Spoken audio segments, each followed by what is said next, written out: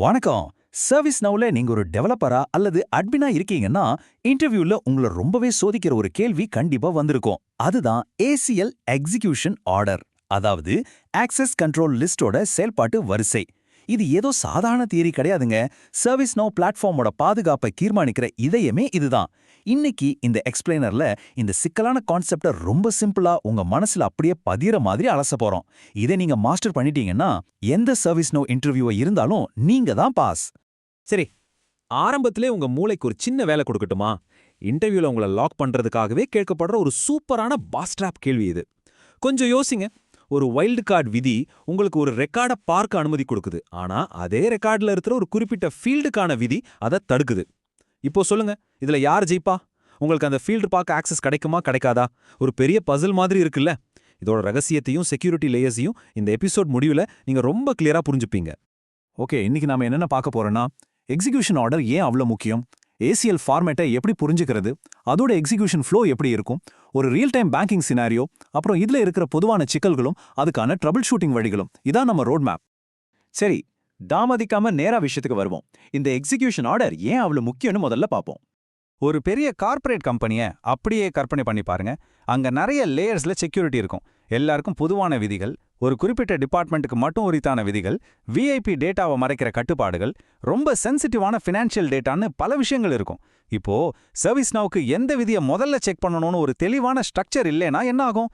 தப்பான ஆட்களுக்கு டேட்டா போய் சேர்ந்துரும், செக்யூரிட்டி அப்படியே உடஞ்சிரும், முக்கியமான டேட்டா லீக் ஆயிடும். அதனால தான் இந்த கடுமையான செயல்பாட்டு வரிசை ஒரு காவலாளி மாதிரி நின்று பிளாட்ஃபார்மை பாதுகாக்குது. அடுத்ததா இந்த ஏசிஎல் ஃபார்மேட்டை எப்படி டீகோட் பண்றதுன்னு பார்க்கலாம்.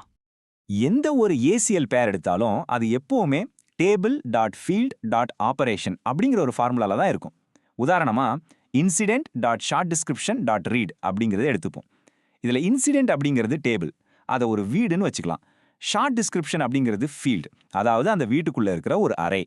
அப்புறம் ரீட் அப்படிங்கிறது ஆபரேஷன், நீங்கள் அந்த அறைக்குள்ளே போய் என்ன பண்ணலாம் அப்படிங்கிறது இது குறிக்குது. இந்த ஸ்ட்ரக்சரை நீங்கள் தெளிவாக புரிஞ்சுக்கிட்டீங்கன்னா பாதி குழப்பம் அப்படியே பறந்துடும். இப்போ நான் சொல்ல போறதுதான் ரொம்ப ரொம்ப முக்கியமான விஷயம், ஒரு பொன்னான விதி. அதாவது எப்பவுமே டேபிள் டாட் நன் முதலாவதா பாஸ் ஆகி ஆகணும். ஒரு ரெக்கார்டை நீங்க பார்க்கணும்னா முதல்ல அந்த வீட்டோட மெயின் கேட் திறக்கப்படணும் இல்லையா?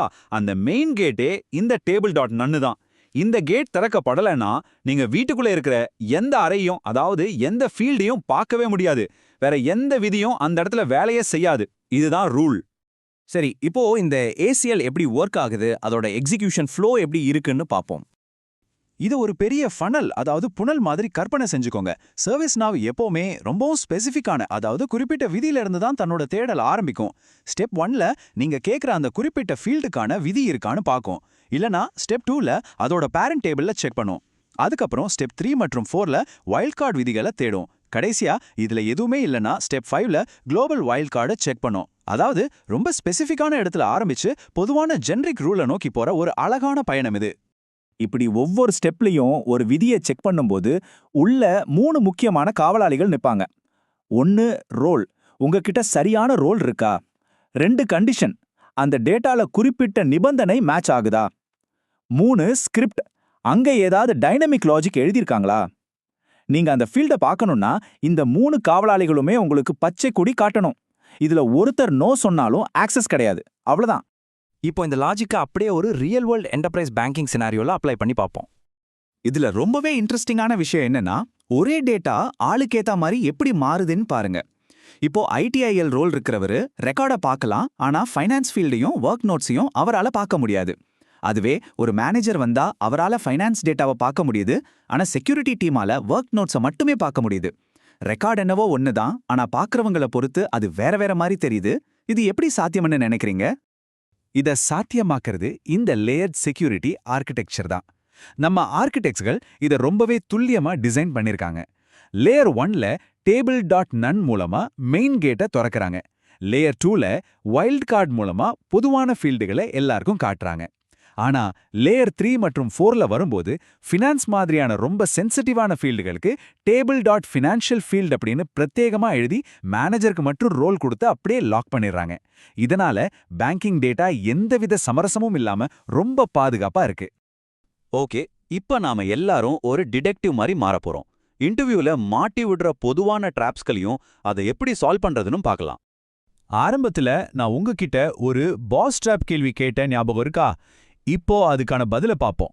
incident.read அப்படிங்கிற வைல்ட் கார்டு உங்களுக்கு ஆக்சஸ் கொடுக்குது. ஆனா incident.priority.read உங்களை தடுக்குது. இதுல யார் ஜெயிப்பா? கவனிங்க, ServiceNow எப்பவுமே ரொம்ப ஸ்பெசிஃபிக்கா இருக்கிற விதிக்கு தான் முதல் மரியாதை கொடுக்கும். அதனால அந்த குறிப்பிட்ட ஃபீல்டுக்கான விதி தான் இங்கே ஜெயிக்கும். ரிசல்ட் என்னன்னா, உங்களுக்கு மத்த எல்லா ஃபீல்டுகளும் தெரியும், ஆனா ப்ரையாரிட்டி ஃபீல்டு மட்டும் கண்ணுக்கு தெரியாது, அது மறைக்கப்பட்டிருக்கும். இப்போ இன்டர்வியூவர்ஸ் ரொம்ப விரும்பி கேட்குற இன்னொரு ட்ராப் கேள்வி. ஒருவேளை table.none ஃபெயில் ஆயிடுச்சு, ஆனா ஒரு குறிப்பிட்ட ஃபீல்டுக்கான ஏசிஎல் உங்களுக்கு ஆக்சஸ் கொடுக்குது.